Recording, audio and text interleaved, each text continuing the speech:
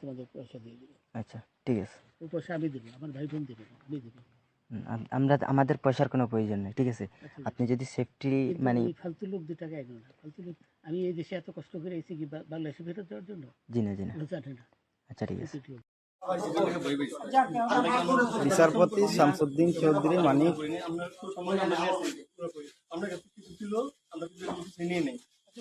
আচ্ছা ঠিক আছে, ওকে। কোন সমস্যা হলে বলবেন, আমরা কেউ পালান হবে না, ঠিক আছে? আমরা পালান কেন? না পালাবো, আমাকে মেরে ফেলতেছে। কেউ মারবে না, কেউ মারবে না।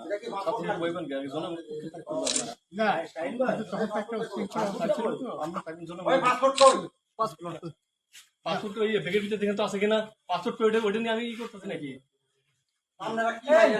পাসপোর্ট তো হারিয়ে গেছে বলছে। তোমরা কাপড় লাগাও না, আছে স্যার, আছে স্যার।